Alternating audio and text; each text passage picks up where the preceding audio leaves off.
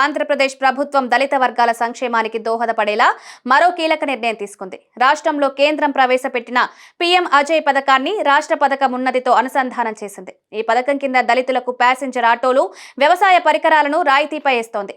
వీటి కొనుగోలుకు వడ్డీ లేని రుణాలను కూడా బ్యాంకుల ద్వారా అందిస్తామని ప్రభుత్వం స్పష్టం చేసింది. ప్రభుత్వం రాష్ట్రంలో ఉపాధిని పెంపొందించడంలో భాగంగా దళితులకు ఆర్థికంగా తోడ్పాటును అందించేందుకు చర్యలు తీసుకుంది.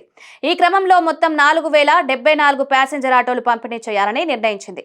ఆటోలను సరఫరా చేయడానికి టెండర్ ప్రక్రియను ఇప్పటికే ప్రారంభించింది. ఈ పథకానికి 122 కోట్ల రూపాయల వ్యయం అవసరమవుతుందని అంచనా వేస్తున్నారు.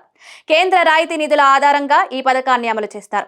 ఉన్నతి పథకం కింద ఎస్సీ రైతులకు వ్యవసాయ పరికరాలను 50% రాయితీతో ఇస్తున్నారు. ఈ పథకం ద్వారా రాష్ట్ర వ్యాప్తంగా 2685 మంది రైతులకు 1.5 లక్షల విలువైన పవర్ స్ప్రేయర్లు, బోర్ డ్రిల్లర్లు, మోటార్ ఇంజన్లు, మోటార్ రివైండింగ్ మిషన్లు వంటి పరికరాలు పంపిణీ చేయనున్నారు.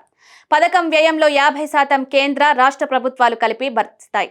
లబ్ధిదారులు 10% వాటాగా ఇవ్వాల్సి ఉంటుంది. లబ్ధిదారులకు వడ్డీ భారం లేకుండా చేయడానికి ప్రభుత్వం మరింత ప్రాధాన్యతనిస్తుంది. ఇప్పటి వరకు రుణాలను బ్యాంకుల ద్వారా తీసుకుని నెలవారీ వాయిదాల్లో చెల్లించేవారు. అయితే ఈ పథకం కింద వడ్డీతో కూడిన భారం దూరం చేయాలని నిర్ణయించారు. ఆటోల కొనుగోలుకు కావలసిన 1.35 లక్షల మొత్తాన్ని 0 వడ్డీ రుణంగా అందించనున్నారు.